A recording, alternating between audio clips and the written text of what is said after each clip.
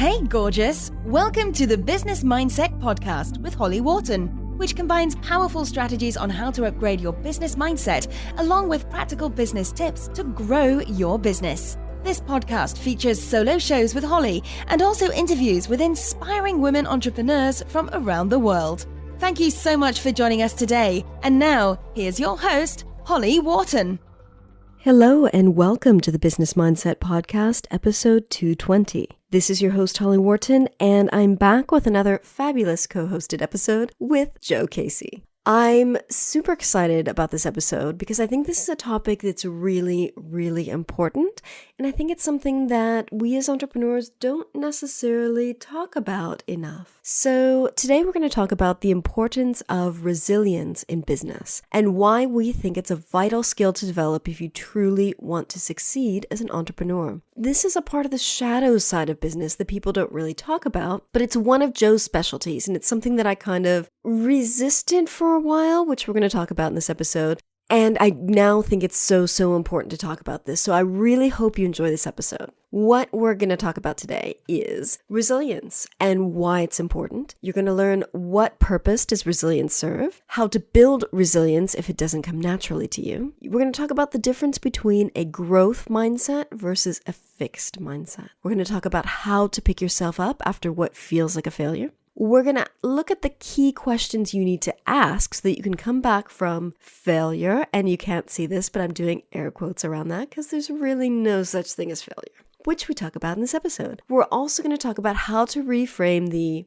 air quote failures in your business. So as I said, I think this is a really, really important topic. I really look forward to sharing this with you. Please give us your feedback. I hope you enjoy this episode. And now on to the show. Hi everybody, welcome. This is our monthly joint podcast. It's Joe Casey and Holly Wharton. Hi Holly. Hello. And today we're going to be talking about a subject which is a big nerd topic for me, so beware, and that's about resilience in business. First of all, what is resilience? What do we mean by it? And why, in certainly my opinion, I think Holly's in agreement with this, why is kind of the core differentiator of the people who are successful in business over time and those who kind of fall by the wayside. So Holly, do you want to kind of fill us in about how we kind of landed on this topic? Yeah, well, it's something I've been thinking about a lot lately. And I remember from back when you were doing your work happy days, resilience was a big topic for you. And I remember it was a word that never really resonated with me. And I don't know why. I just always thought, what is the big deal with resilience? But I am a very resilient person. So it's strange that I was so kind of resistant to it, but it's something that I've been thinking a lot about lately just because I see people in business who are really struggling and don't realize you've just got to kind of push through the blocks to get to the easy bits, and people don't realize how many ups and downs there are in business. And then I came across that interview with Marie Forleo from a few years back, which talks about how she was just building her mailing list and sending out newsletters for 8 years.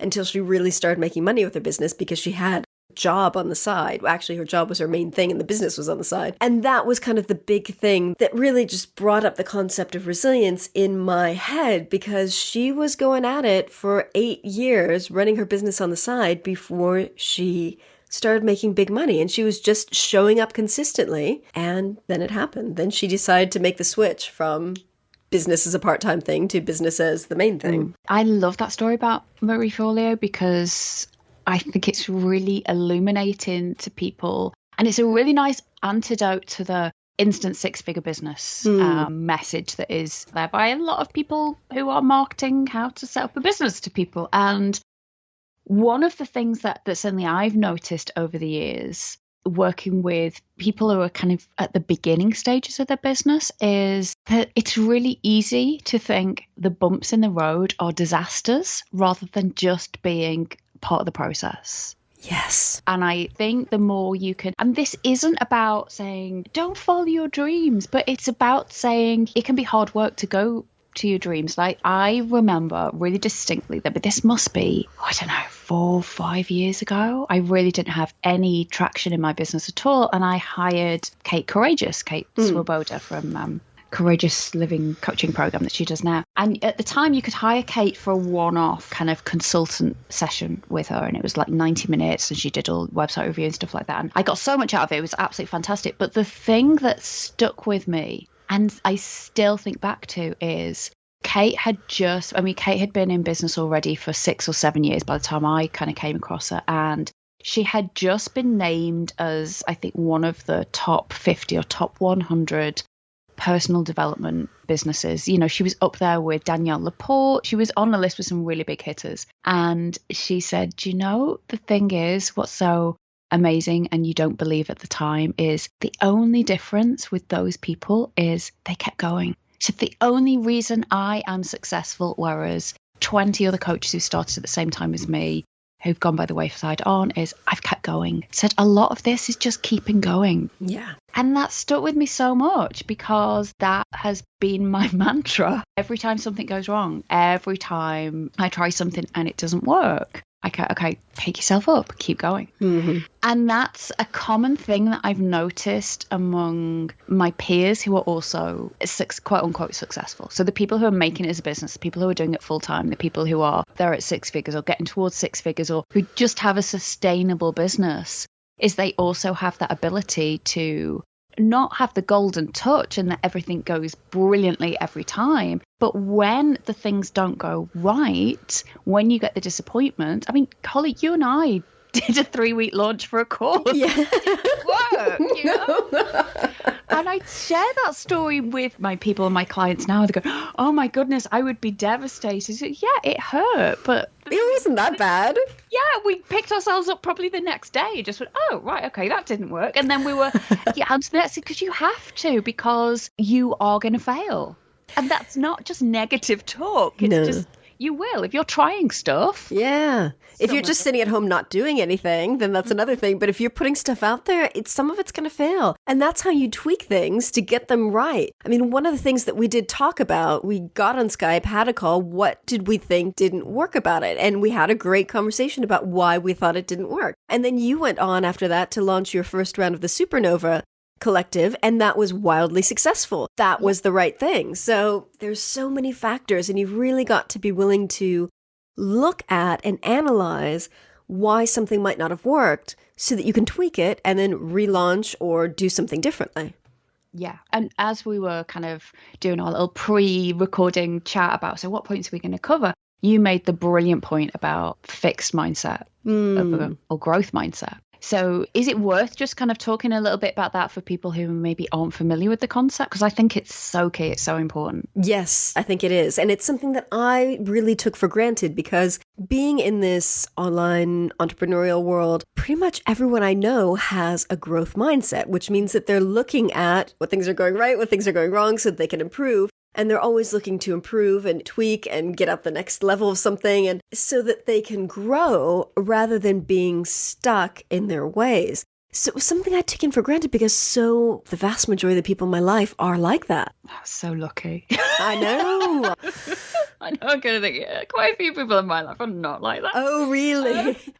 I think it's a fair mix, but I did know that when I first got into kind of personal development, which is getting on for 17 years ago now, when I first did my first coaching course and things like that, it was like, whoa, these people think completely differently to how my friends do or my kind of current kind of work colleagues do. And that was a real eye-opener, and I think took me a bit of time to kind of wrap my head around. And it was only really when I went and did my first NLP training, and one of the phrases that is one of the presuppositions in NLP is there's no failure, there's only feedback. Oh, God, I love that so much. And I just blew a hole in my mind, just going, my God, that's amazing. If I had known that when I was a kid and, being really hard on myself and things. And not that my parents were really hard on me at all. I think it's just I hadn't learned that concept. It was just totally new to me. And it totally changed the way I viewed pretty much everything. And that's what helped open up this idea of a growth mindset to me. To the point where those decals that you can get that you can put on your wall, they're like big stickers that you can put on your wall. So I had on my dining room wall for a number of years, I had no failure, only feedback. Oh, I love that. Bright orange letters, because it was before even Maya came along. And so I wanted my son to really get this message. Oh, I like and that. I can remember him coming in one day with one of his friends. One of his friends going, "What's that on the wall?" And Cole just went, "Oh, I don't know, something stupid my mum's into." You're like, well, he really got that message, didn't he? Yeah, that really soaked in, yeah. But hopefully subliminally on some level, because I think it's so fundamental. It's really easy to get ourselves boxed into, well, that I failed, I'm a failure. I did that with my first coaching business. Yeah. You know, for those of you who don't know the story, I started a coaching business 17 years ago when my son was tiny and I was a single parent. And in hindsight, I was going, that was a terrible idea, because not to start in a coaching business, but I quit my job as well. Yeah. Timing wasn't great. The timing was awful, because I was just getting to grips with coaching, which I was in love with and thought was amazing. But I had no clue how to run a business. I had no clue how to market. I didn't have lots of the elements in place. And so I sometimes liken that phase to, it's like trying to learn how to juggle whilst learning how to unicycle. It's like, it's a lot. There's a lot going on. You know, you're learning how to coach and you're learning to run a business. And I was a single parent of a baby. And it's not really that surprising that after, I think, about 9 months, I was in debt. I had to kind of go cap in hand to my dad, who they borrowed some money so I could pay off my debt. I got a job. It took me several years to pay them back. And mentally, I had a belief then that that was a failure. I'm not the kind of person who can run a business. And it was only several years later when I went and did my NLP training that I got this concept of, well, there's no failure, there's only feedback. So what could I learn from that? And in the meantime, I hadn't stopped coaching. I was still coaching anyone who'd sit still long enough to let me. You know, when you're in that phase, it's just... Yeah. And so I was able to start to kind of unpick that kind of quite fixed belief around it, and then eventually started another business. Here I am now. But that kind of very fixed, it's a failure. It's so definite. It's so rigid. There's no maneuvering around it. It's a dead end once you hit that point. That was a failure. Yeah. And I think that's really important what you've said about telling yourself that story and forming that belief that you are a failure, rather than looking at, what can I learn from this situation? Because if you look at everything as a learning situation, even if it was bad and even if it hurt and even if it feels negative, if you look at it from what can I learn from this, that just immediately turns it on its head and gives you really useful feedback on how to improve, how to do things differently, how to do things right the next time. Yeah. I see this come up. I mean, you must see this with your clients sometimes as well. The clients who struggle the most are the ones who haven't quite got this idea that you're going to fail. Yeah. And so take it as some kind of terrible sign from the universe. That means they're not cut out for this. Instead of actually failing is a part of this. In both in my Supernova Collective, my group program, and in my Facebook group, we have a Friday failure thread where people, you know, I invite people to come share their failures, because if you're not failing, you're not doing enough. Yeah. And I fail on a very regular basis, and I've become much better at handling it, but that's not to say it doesn't hurt. Yeah.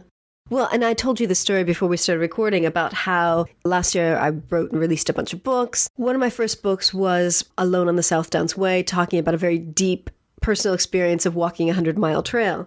And last week I happened to go on Amazon because I thought, I haven't checked my reviews in a while. And I found this new 1-star review of my book that was just absolutely scathing. This woman absolutely hated the book. And it really, really hurt. It was like I felt this, like, it was like a punch in the gut. Like, just, it just hit me. And I was about the same time, it was that same evening that I saw that review, I was about to get ready to release the file of my next book to my formatter and my typesetter and get that ready to go out. And after I read that review, I thought, oh shit, maybe I should read through the book one more time and just make sure that it's not any of these horrible things this woman said about my book in the review. And then I thought, no, this is my story. I can't alter my story based on people's criticism. So I put it out. But I think it can be really easy for people to think, oh, well, this person gave me a bad review, so therefore my story is wrong, or I am wrong, or I need to change how I tell my story so that people don't think that I'm wrong and bad and whatever. I have to say, I am having to majorly manage some mama bear feelings right now because I want to find these people. And or you can just read my book and write a nice review of it. Same goes for everyone listening. Let's just offset that one with star review. No, I know what you mean. And it's funny because I was so hurt. I put a comment on Facebook saying, why do I read my Amazon reviews? And then I immediately regretted it because I hate being negative on Facebook. I hate putting anything that's like, oh, poor me, because I hate it when people do that, when you can tell that people are fishing for compliments. But it was like, I was so genuinely hurt. I put that thing on Facebook and then all my friends were like, haters are going to hate. They have no idea. You had the guts to put your story out there. And I was like, oh, yes, that's right. Thank you. I think there is something about criticism. And somebody once said to me, I can't remember who it was, but best piece of advice I got about criticism is, first of all, work out, has that person earned the right to give you that feedback? Yeah. So first of all, is this somebody that I respect, that I trust, that I think that they're coming from a genuine perspective, or are they just dumping their stuff into it? And I think from what you're saying about those reviews that you had, that was their stuff. I mean, I did went and read them and I was like, oh, but they were people who obviously didn't understand what the book was for. They thought they were getting a totally different kind of book. Yeah. One guy's very upset you didn't mention Winchester Cathedral. Yes. Well, I did mention it, but I didn't go inside it because I didn't really care. And this person was obviously very into Winchester Cathedral. So, yeah, so what I did take away from that after, and it took me several days, because every time I would think about that review, I would get that in my stomach. But now, about a week later, since I've seen it, I've realized that what I need to do is I need to go back, look at those complaints and criticisms, and then rewrite the description of the book to make it really clear what this book is and what this book isn't. It's not a guidebook. And I'm pretty sure I do say that in the description. It's a personal journey. It's not, don't expect long descriptions of interesting cultural and historical information. I just barely touch on that stuff because that's not the focus of the book. It's the inner story. So I've learned now in the week since I've read those reviews that I need to just reformat the description to make it 100% clear what it is that I'm selling so people know what they're expecting. So that's what I've taken from that. That's my feedback. Well, I'm impressed that it only took you a couple of days to get that. Well, like a week. But seriously, I mean, I have probably had times in my life where I've held on to a wound or piece of criticism or piece of feedback for way longer than a few days, because I think it's then about the story that we tell ourselves about it if we're not careful. You know, like my story of, well, I'm not cut out to be a business owner. My coaching business attempt was a failure. You could very easily go into, I'm not tough enough to handle the criticism that comes with being a published author. Yes. Or even worse than that, you could have taken it as a sign that you weren't cut out for being an author, which is kind of a common way that I think we protect ourselves sometimes from future criticism. Is then, I mean, Brené Brown talks about this, about being in the arena. If you're in the arena, you're going to at some point get face down in the dirt and you've got to learn how to pick yourself up. But if you're not even in the arena, then you don't get to criticize other people for being in the arena. And that's another thing. I never give 1-star reviews of things. Like, I give 3 stars and up. If I really hated something, I just don't say anything at all. So it was like so incomprehensible to me that someone would spend their time writing such a scathing review of something when I never do that. I don't waste my time on that. I promote the stuff that I love. And if I didn't like it, oh well, I just don't say anything. Yeah, there are some people who obviously had that spare 10 minutes to write that negative 1-star review. It's okay. But that is so important because if, you know, of course there was like 30 seconds that went through my brain. Oh my God, I should take this book down, rewrite it, and then make sure it's perfect before I put it back out again. And then I went, no, because that's altering my story. Like, the truth of my story is the truth that I put out there. But I did go through that, few seconds where I was like, it's not good enough. I better get rid of it. But that's picking yourself up and saying, no, there is something that I can learn from this. I can tweak the description, but I'm not going to change my story because my story was the truth of my story. I think that's an important realization to get to. So I think there are people who maybe aren't necessarily ready to be running a business. And then there are people who it's part of the journey is kind of building that resilience. Yes. And we've all had to do it. I mean, I think now looking back on things that would have floored me a few years ago, I'm just like, ugh.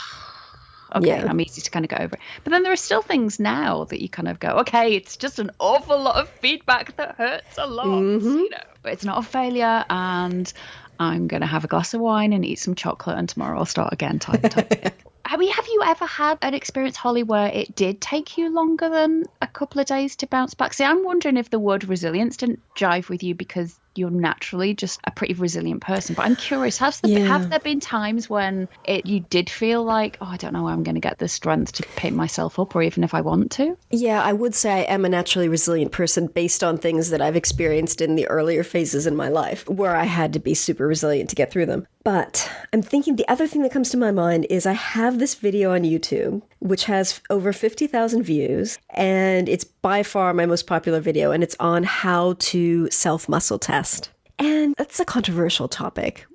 So there are a lot of people with really shitty comments on that video. And YouTube is like such a mass market of viewers, like that might be my ideal viewers and might not be. So you get all these people on YouTube that don't know you and will say whatever they feel like. So I've had a lot of really negative comments on that video and a lot of really positive comments on the video. But I think it did, because I regularly get negative comments on that video, it's taken me a while to get to the point where I've really got the feedback and it's sunk in, and I've rewritten the description for the video to say muscle testing is a technique that I think is really powerful. It works for me. If it works for you, great. If you think it's BS, great. You do what works for you. If you don't like it, I totally get that, but I'm not debating the validity of this technique. And I got to the point where I could say that after having received many, many, many negative reviews. So it took me a while to realize that's my boundary. I'm not debating this. If you like it, great. I made this video to help you. If you don't like it, great. Go somewhere else. But that took a while. That's part of me is kind of going, why is that even a controversial subject? But then that's a whole... That's a bit woo. So, Yeah. Woo is just science we don't understand yet. No, you see, I can be down with that. I heard that on a podcast a few weeks ago, and I was like, that is my new mantra. I am taking that and running with it, yes. So do you do anything particular to help you get more resilience or bolster your resiliency? Or I'm curious. That's a really good question. No, I don't think I do. But I think what I do when I hit those low points or have those kind of receive those hits from other people, something that I will post in my Mastergut group and get perspective from them. Or like I said, I posted on my personal Facebook profile, and it really was nice to hear everyone say nice things to me after I had just been hurt by this review. So I think getting feedback from other people, getting support from other people is really useful to me, because sometimes I think it's easy to get stuck in your head and just let this crap kind of brew around in this just nasty soup. And you need some kind of positive stuff to come in, or a different perspective to come in. Otherwise you get wrapped up in that negative soup. Yeah, we talk in my Supernova Collective. One of the concepts that I talk about is, we can get stuck inside our own heads too much. And so there is quite a bit of research into resiliency. What makes people resilient is a skill and a practice, so you can develop it. And one of the kind of core components of it, of people who are resilient compared to people who aren't, is that they have social support.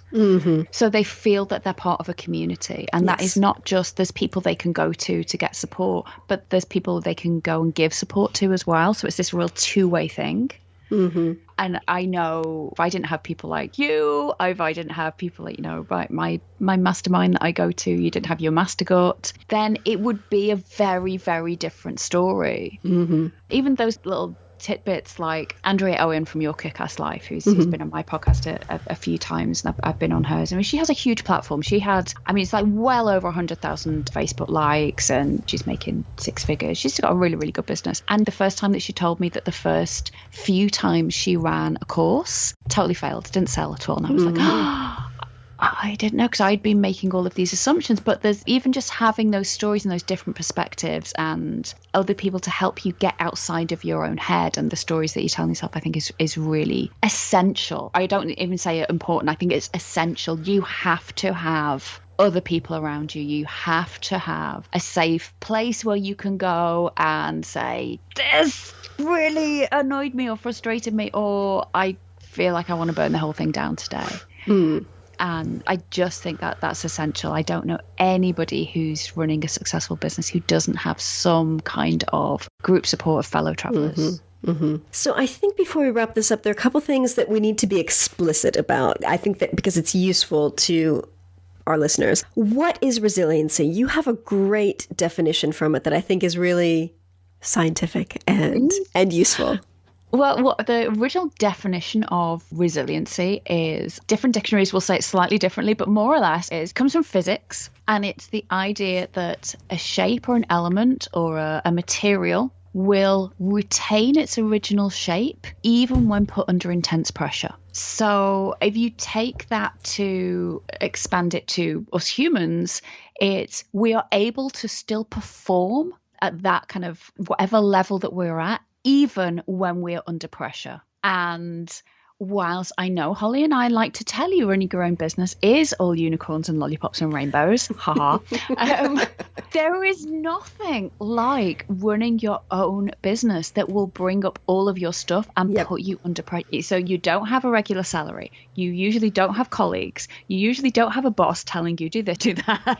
You're totally on your own. It's all up to you. That's pressure. Mm-hmm. It's exciting. It's freedom, but that's pressure. And so resiliency is about how can you build up almost like the muscular strength, emotionally muscular strength, to be able to thrive under that pressure. Mm-hmm. And some of that pressure comes from the fact that there isn't a blueprint, there isn't an easy answer, and there will be times when stuff goes wrong, stuff hits the fan. You will get times when a client complains or asks for a refund. No matter how you bend over backwards to be the most kind of giving, amazing business owner possible. It's happened to me. There will be times when you spend 2 months putting together a program and then it doesn't sell. There will be times when the client doesn't pay on time and you have to go and have that awkward conversation. There are times when people leave crappy reviews for you because they haven't got better things to do with it on Amazon. There's going to be all these things and more that go on. And having that ability to switch from, oh, that hurts, to, what can I do about it? I think is the biggest differentiator of people who kind of can make a go of it and people who can't. So I had an incident with a client, I think late last year or earlier this year, who had decided that she was going to kind of launch a thing and it didn't sell. And she was really, really downbeat about it. And, this is rubbish and I'm so annoyed. Why didn't anybody warn me about this? And, she was kind of in victim mode. And I responded to her by saying, this is the game. You get to feel bad about this for a few days, but then at some point this week you need to pick yourself up and kind of go, okay, what can I learn from this? What can I do differently next time? And I'm somebody, I tend to coach from a place of fierce love. I do lots of nurturing, I do lots of hand holding, but there's also times when you have to give people that feedback and kind of go, you know what? Yes, it hurts. It hurts like hell, but you have to pick yourself up and you have to then think, okay, what can I do differently next time? What can I retrieve from this situation? What can I do? Because if you can't do that, then honestly, I don't think you're ready to have a business. I think that's a really, really important point. And so that leads me kind of to my last question is, what purpose does resiliency serve? I think resilience it gives us the strength to be able to be in this for the long term. If you haven't got the emotional strength, that ability to perform under the pressure of running your own business, or the willingness to get it, because as I say, that not everyone is naturally resilient. So for some of us, we've really had to work on it and learn it. It's possible. I'm a testament to that. But if you don't have that, then you're not going to have the strength to carry on for however long it's going to take you to build your business. And when we're given the example of Marie Forleo and it taking 8 years, that doesn't mean to say it's going to take 8 years for you. And that doesn't mean to say it's going to take 8 years to get to a stage where you can quit your job. Everyone's journey is going to be different, but it's going to take you a few years. It's going to take you some time. You're not going to be at 6 figures within the first 6 months. I know nobody who has done that. I literally know nobody who has done that, despite the fact that some people have written books saying that's what they've done. It's like, no, that's total bullshit. So it gives you that fuel, if you like. It's the thing that will propel you. And I think because resiliency has these different components, one key component of resiliency is having a sense of purpose.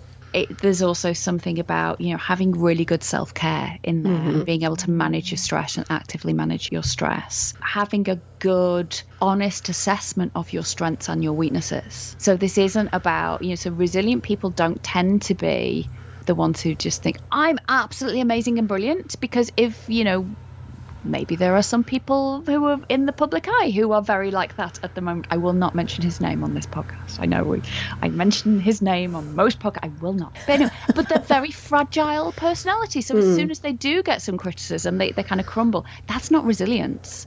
Resilience is people who can kind of, have the Amazon review and kind of go, oh, that hurt. But actually, on balance, there are some things that I could maybe improve, and there are some things that actually no, they're wrong, because I have a good sense of my strengths and my areas for development, as we say in coaching, because we don't tend to say weaknesses, do we? So I think ultimately resiliency is the fuel, and if you don't have that, then it's really, really, really difficult to make it.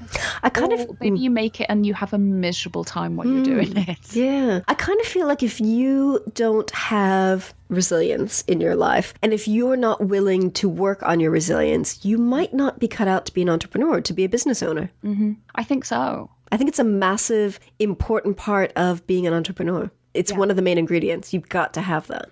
Yeah, I would agree wholeheartedly. And that's not, and I'm saying that as somebody who for a long, long time thought, well, I'm not a natural entrepreneur and I wasn't naturally a resilient person. Some of us, we have to work at it, but it gets a lot easier because you develop these habits, you develop these practices. You don't push yourself to the point of exhaustion. You can work hard, but you rest hard. Mm-hmm. You have that support around you. You have other people who can change the perspective, and you have a growth mindset. So you're always into, okay, so what can I learn from this? How can I make it better next time? Even when the things have gone well. And I think that they're so kind of core, that kind of cluster of skills, that I agree. I don't think you could really be an entrepreneur, an effective entrepreneur, if you didn't have resiliency or you weren't willing to develop it. Yeah, I agree. So, ending this on a more positive note, it is something that you can develop. So if you feel absolutely. like you're not super resilient right now, you can develop it. Definitely. Yeah. I mean, look at things like no failure on your feedback. Yep. So every time that you have a setback, kind of go, okay, that hurt. What can I learn from this? What can I do differently next time? And if you have problems remembering that, you can put it on your wall. Yes, exactly. Like I did. No failure, any feedback. eBay. It wasn't expensive. Your kids will benefit whatsoever. Yeah.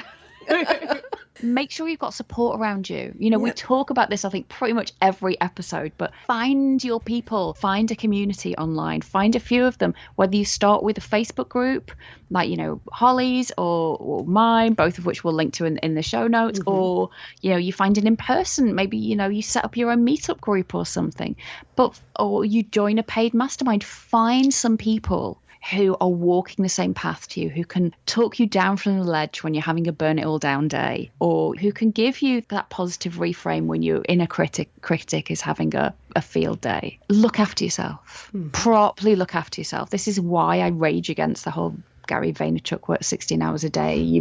We need to be able to fill the well. As Jason Bourne said, rest is a weapon.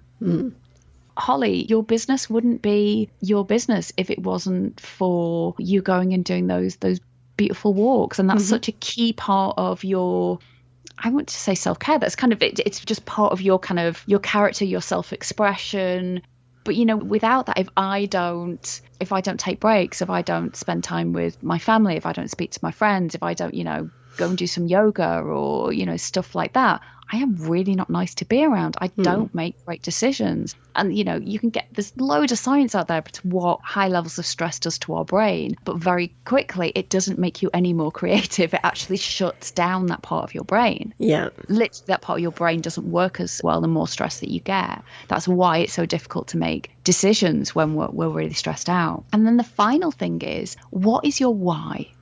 What is your sense of purpose? Because a big link with resiliency is having a strong connection to your purpose. Why am I doing this? What drives me? And sense of purpose is about understanding how you're connected to something bigger than yourself. So it's not just about paying the bills. My sense of purpose is paying the bills. Yeah, it is kind of for everybody, but it's more than that. Because then when you get to the stage, I mean, there are so many stories of entrepreneurs who once they get to the stage of the six figures, who then say, and I was miserable, or I had a breakdown, or I was getting anxiety attacks. There are a lot of kind of regular, you'll hear high profile entrepreneurs saying that because they hit a plateau and kind of go, I don't know why I'm doing this anymore. So you always need to be reconnecting with your sense of purpose and growing that, and that will evolve, and that will kind of comes in ~layers. This is like the next phase of my business, and this is why I'm doing it. All of those things are really, really important. And then you get to create a business that does good and feels good and is sustainable and it's still going to have ups and downs. Exactly. But you recognize that that's part of it. It's like anything in life. It's like being part of a family or a marriage or something. It's like, it's not all champagne and roses all the time. Unicorns. Well, mine isn't, unless everybody else's is, and then I'm very upset with mine. No, it's not. It just isn't, because that's not a life. And so it's balancing that growth mindset and optimism with a recognition that it is not the end of the world if and when things go wrong. In fact, you know, what's that? It's a bit cliche, but that phrase, it's only a failure if you use that as a cause to never try again. So yeah, I was going to say that's everything I have to say on resilience. It's not. My whole business used to be around resilience, so I have way more to say about it, but we should probably leave it there. Yeah, I think it's good. I really, really think that this is something that's important for us to talk about as entrepreneurs, because it can be so easy to get caught in the glitter and unicorns of business and not look at kind of the dark side of business, which isn't really that bad. It's just something that you've got to learn, and it's there. So I think it's worth discussing. Oh, absolutely. It's like, think of it like the shadow side of business. Yes. You know, you've got to be able to acknowledge it, because if you just push past it and try and keep going, then that's when you end up face down, crying in bed for 3 days, just going, I don't know any point of getting up, because you're not dealing with that stuff. I know this is something that you and I talk about, I think probably offline more than online, but it's so frustrating when the kind of the image that we have, particularly online, is that everyone is having it so easy and everything's really successful, and that's absolutely not the truth. But it can leave you feeling like, what's wrong with me and my business, because my business doesn't feel as easy as theirs looks. And, you know, I really do think we need to be telling a broader, more fuller picture of what the reality is like, because, you know, when it's going well, it's really, really good. And even when it's going badly, it's not that bad. Yeah. It's really not. It's worth it. But if you kind of think, if you then add a layer of there's something seriously wrong because I'm having these failures, when actually it's, oh, this is normal because I'm having these failures, you know, there's a very different energy with that. Yeah. Excellent. I'm just smiling because I did say I wasn't going to say anything more, and then I gone for the 5 minutes. Let's wrap it up then. Yes. So you can, if you have any questions about this, if you have any comments, you can contact Holly at hollywharton.com. That's correct. Or me, Joe, at joecasey.com. We'd love to hear your comments around this. If you agree, if you disagree, if you'd like to give us some feedback, then we're open for that. You can find Holly at hollywharton.com, and you can find me at joecasey.com. And we will speak to you soon. Thanks for listening. Thank you for listening, and remember to visit hollywharton.com/220 for the show notes on this episode. Thank you. Thanks so much for listening to the Business Mindset Podcast with your host, Holly Wharton. You can find more information about today's episode, including links for topics that were discussed, at hollywharton.com. And if you enjoyed this episode, please remember to head over to iTunes and leave a quick review of this podcast. It just takes a minute. Thank you.